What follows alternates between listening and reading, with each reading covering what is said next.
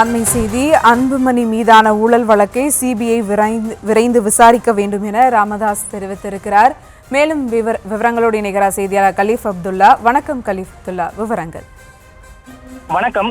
பாமகவில் மருத்துவர் ராமதாஸிற்கும் அவரது மகன் அன்புமணிக்கும் இடையே கருத்து வேறுபாடு ஏற்பட்டு இருவருக்கும் மோதல் போக்கு நாளுக்கு நாள் அதிகரித்து வந்த நிலையில் தனது மகன் அன்புமணியை பாமகவில் அடிப்படை உறுப்பினர் பொறுப்பிலிருந்து அதிரடியாக நீக்கம் செய்து மருத்துவர் ராமதாஸ் அறிவித்ததோடு மட்டுமல்லாமல் தனது பெயரை பாட்டாளி மக்கள் கட்சியின் பெயரை கொடியோ அன்புமணி பயன்படுத்தக்கூடாது என திட்டவட்டமாக தெரிவித்தார்.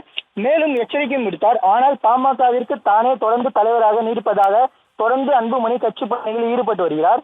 இதனிடையே அன்புமணி வழங்கிய ஆவணங்களின் அடிப்படையில் 2027 ஆண்டு மே மாதம் வரை பாமக தலைவராக அன்புமணி நீடிப்பார் என இந்திய தேர்தல் ஆணையம் கடிதம் வழங்கியது. இதனை எதிர்த்து பாமக நிறுவனர் ராமதாஸ் டெல்லி உயர்நீதிமன்றத்தில் தொடர்ந்த வழக்கில் இரு தரப்பும் சிவில் நீதிமன்றத்தை அணுக தேடிக்கொள்ள வேண்டும் என உறுதியளித்தார். இந்த நிலையில் தற்போது பாமகவின் செயற்குழு பொதுக்குழு வரும் 30ஆம் தேதி சேலம் மாவட்டத்தில் நடைபெற உள்ளது. இந்த நிலையில் பாமகவின் மாநில நிர்வாக குழு கூட்டம் தற்போது விழுப்புரம் மாவட்டம் திண்டிவனம் அருகே உள்ள தைலாபுரம் தோட்டத்தில் பாமக நிறுவனர் ராமதாஸ் தலைமையில் தற்போது நடைபெற்று வருகிறது.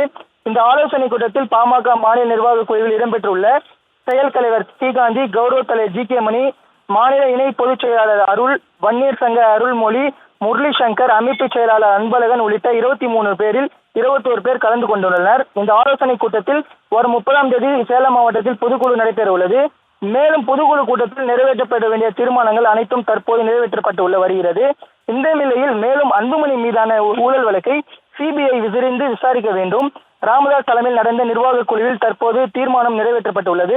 மேலும் 13 மேற்பட்ட தீர்மானங்களை பாமக நிறுவனர் ராமதாஸ் தற்போது நிர்வாக குழு கூட்டத்தில் நிறைவேற்றியுள்ளார்.